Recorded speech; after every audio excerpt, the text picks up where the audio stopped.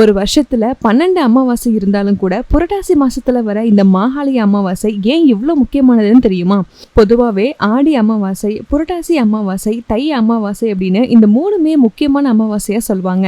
ஏன் அப்படின்னா நம்ம முன்னோர்கள் பித்ருலோகத்துல இருந்து ஆடி அமாவாசை அன்னைக்கு பூலோகத்தை நோக்கி புறப்படுவாங்க.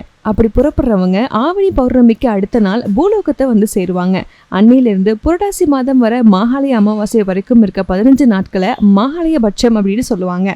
மாகாளியம் அப்படின்னா கூட்டமா முன்னோர்கள் வருவதை குறிப்பிடுது. பட்சம் அப்படின்னா 15 நாட்கள் அப்படின்னு பொருள். இந்த 15 நாட்களுமே முன்னோர்கள் நம்ம கூடவே இருப்பாங்கன்னு ஒரு ஐதீகம் இருக்கு. நம்ம கொடுக்கிற தர்ப்பணம், தானம், வழிபாடுகள்னு இது எல்லாத்தையுமே ஏத்துக்கிட்டு நமக்கு ஆசீர்வாதம் வழங்குவாங்க.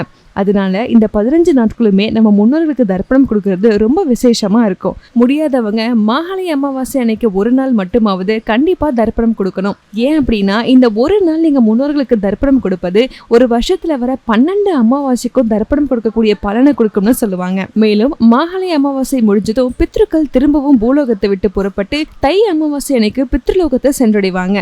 அதனாலதான் இந்த 3 அமாவாசையுமே இவ்வளவு முக்கியமானதா சொல்றாங்க. அதுலயும் குறிப்பா மாகாளிய பட்சம்னு சொல்ற அந்த 15 நாட்கள் முன்னோர்கள் நம்ம கூடவே இருப்பதாலதான் இந்த புரட்டாசி அமாவாசைக்கு இவ்வளவு முக்கியத்துவம் கொடுக்கிறோம். இந்த வருஷம் மாகாளிய பட்சம் செப்டம்பர் 8ஆம் தேதி ஆரம்பிச்சு அமாவாசை நாளான செப்டம்பர் 21ஆம் தேதி வரைக்கும் இருக்குங்க.